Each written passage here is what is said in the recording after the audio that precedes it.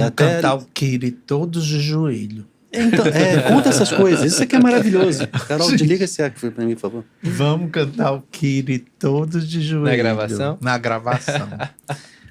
Aquele... E só deu certo quando ajoelhou, porque só antes deu não certo estava quando rolando, né? ajoelhou. Esse foi o 20 anos Antes também? não tava, foi 20 anos. É. Só deu certo quando ajoelhou. Fazer Antes não momentos tava de louvor rolando. antes de gravar o Glória, para que a gente gravasse o Glória com o coração cheio de júbilo, cheio de louvor. Era. Por exemplo, o teu povo escolhido tem uma impostação vocal, tem uma força, tem uma coisa meio cigana, assim, né? Mas Uma ele coisa já não é de um álbum impostada. litúrgico. Teu Isso aí povo não é escolhido de um é álbum do... litúrgico. Mas é dessa época, né? Ah, é dessa Isso época? é de quê? Isso é de qual álbum? É do CD Revelação com Timbó. Do Timbó, é. É. Mas tem uma Revelação do instrução. Timbó. Não tem uma história do... Do Canecas de jogo- rum? Como é que era o nome? né? tem. Do quê? Eu não lembro direito como é que era. Mas Tu tem lembra, Costa? essas Não lembrar, eu inspirações lembro. que você dava. Era como se fosse uma comemoração. Não é um CD litúrgico, né? Deixa aqui essa ressalva.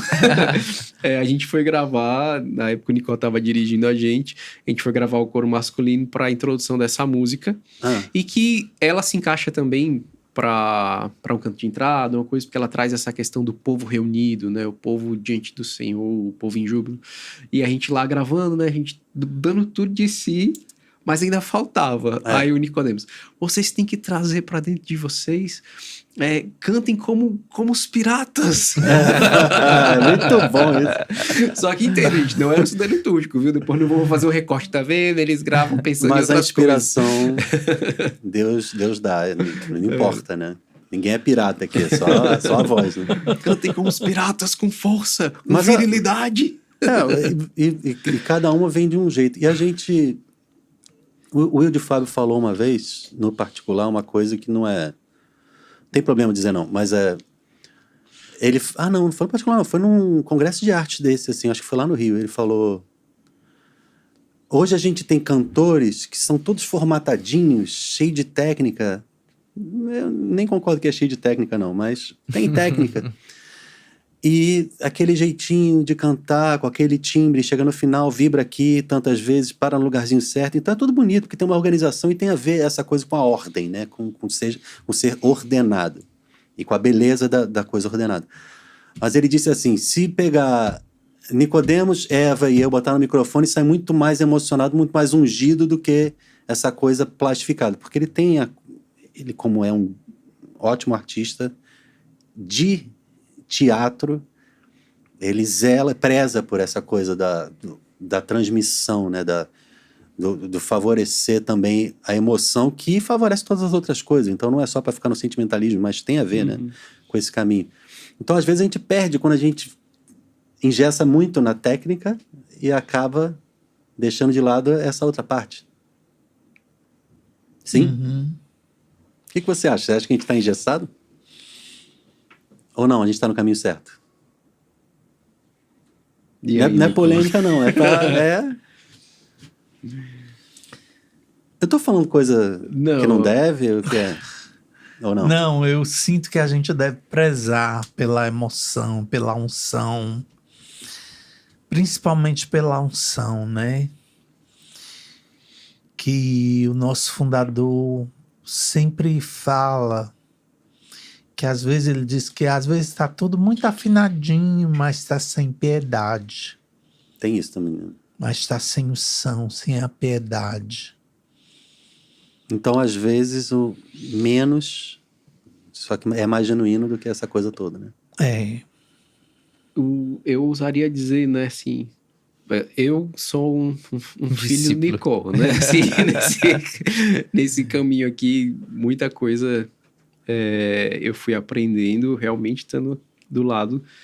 E eu pegando aqui o gancho do Nicole, eu acho que essa piedade, essa coisa não se improvisa.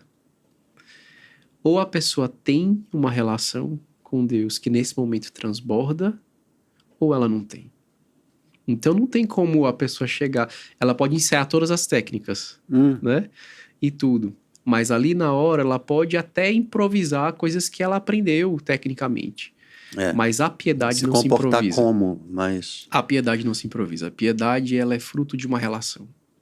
E ou a pessoa tem essa relação com Deus, ou ela não tem. E eu acho que isso responde muitas das inseguranças que a gente tem no exercício da música na liturgia. Porque onde tenderá a se ter alguma coisa que fuja do que é necessário ser? Quando a pessoa não tem o coração unido no mistério.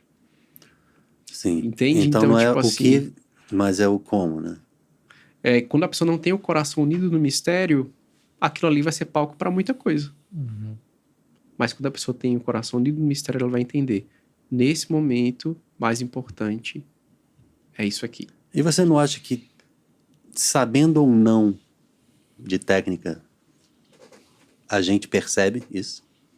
E a gente percebe. Esse aqui tá mais superficial e esse aqui tá mais piedoso. A gente percebe Percebe. porque o povo de Deus tem sede de Deus.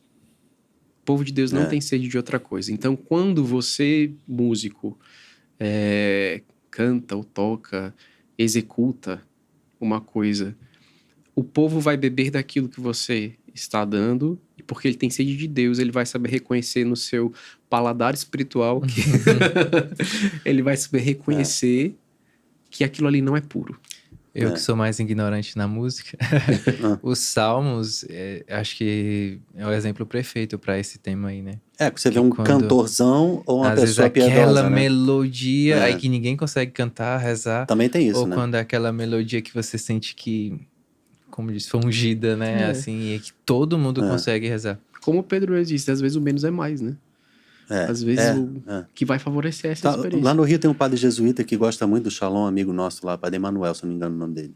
E ele foi um dos primeiros que falou um pouco sobre isso. Existe uma observação em relação ao Salmo do que está sendo dito e depois do que é a época que você está vivendo no tempo litúrgico e até a forma como existem formatos de salmo que você vê que está em negrito certas sílabas para você ver se o compasso é ternário, quaternário, tem uma instrução no cabeçalho se é em menor ou maior, tudo para instruir o salmista a chegar naquele espírito correto, né?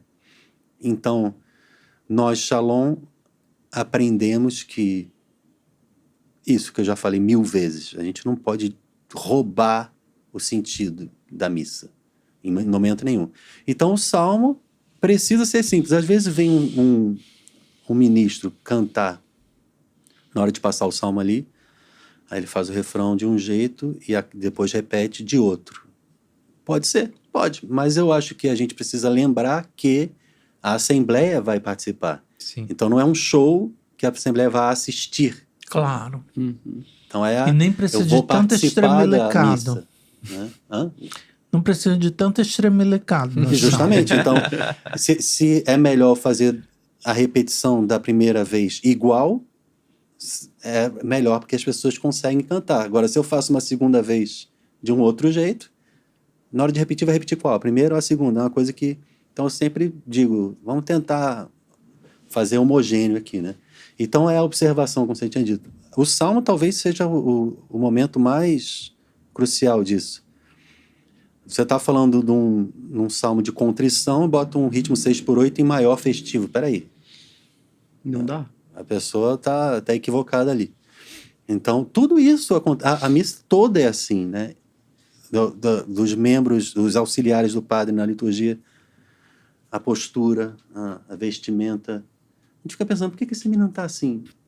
Essa linguagem que a igreja achou há centenas, milênios. Porque isso favorece a piedade dele e de quem está vendo. Não a pessoa que está de qualquer jeito, né? Eu respeito o momento. Então, nós da música também. A gente não está com aquela roupa, até poderia estar. Mas mesmo que não estejamos, não vamos ficar... Eu vejo muito ministro de música rindo, falando, olhando. De dispersão. Por que o cara, o acólito, não tá assim? A gente também não deve estar. A gente é uma extensão, um braço. A gente está ali, inclusive, no mesmo presbitério, né? A gente não está longe. É o mesmo corpo.